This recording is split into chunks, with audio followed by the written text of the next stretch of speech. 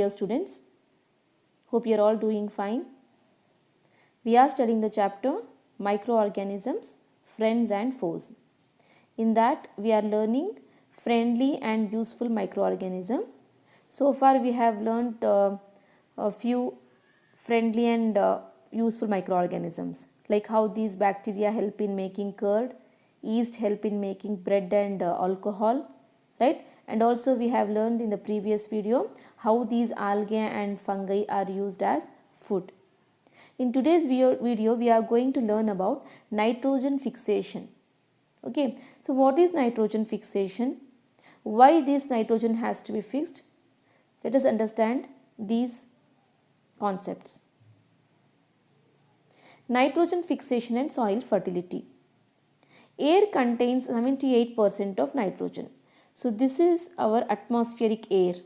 Okay, here we have nitrogen 78%. That means 78% of atmospheric air contains nitrogen, 21% is oxygen, 0.98% is argon, carbon dioxide and other gases, and remaining 2% is water vapor.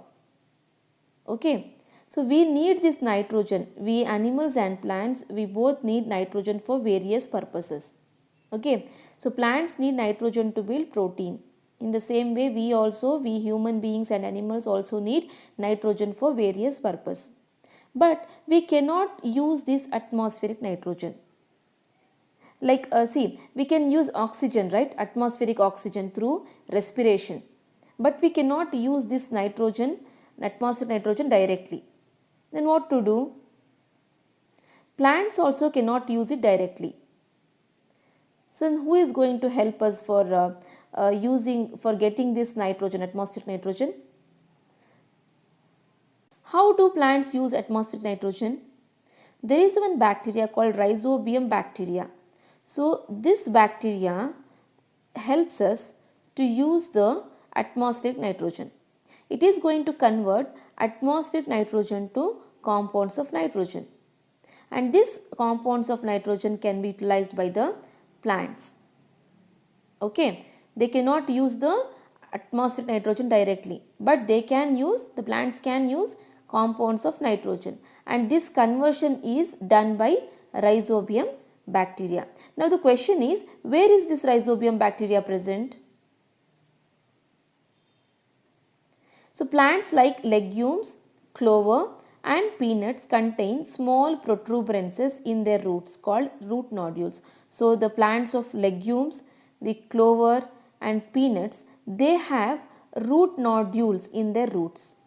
Okay, so what are root nodules? They are the small protuberances in the roots. Okay, protuberances means they are like small ball like structures. Here see, so these are the roots of legumes, clover and peanut plant. In these roots you can see small balls are there, right? So these are nothing but the root nodules. These are the root nodules. In these root nodules we have Rhizobium bacteria, which is helping in the conversion of atmospheric nitrogen to compounds of nitrogen. Understood? So root nodules contain Rhizobium bacteria.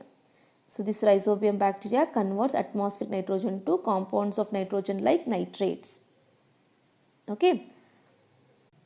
So this picture helps us in understanding the concept of nitrogen fixation. Okay. So after a season, what happens? The plants are plowed down or they are cut down. Okay. So here the roots which are remained in the soil are decomposed by the different microorganisms. Okay, so hence what happens? After decomposition of the roots, the nitrogen compounds which are stored in the these root nodules are going to be released into the soil. Hence the soil becomes fertile, right? It becomes rich in nitrogen compounds, right? So after that what happens? When a new plant is grown on the same place, what happens? The nitrogen compounds that are present in the soil is used up by the plants. Okay, hence these plants can use the compounds of nitrogen. They are not using the atmosphere nitrogen because they cannot use it, right? But they can use the compounds of nitrogen which are present in the soil. Okay, so this is nothing but nitrogen fixation. Here who is helping? The Rhizobium bacteria is helping in fixing the nitrogen. Okay. Here the Rhizobium bacteria and the legume plants live in a symbiotic relationship. So what is symbiotic relationship? A relationship in which both the organisms are benefited from each other. Okay, both means what? Here plants and Rhizobium bacteria. So these both are benefited from each other. The plant uses the nitrogen compounds converted by the bacteria to produce protein, right? So the bacteria is helping the plant in getting the nitrogen compound. And also how this bacteria is getting benefited? The bacteria gets food and shelter from the plant. Hence both are getting benefit from each other. So this relationship is nothing but symbiotic relationship.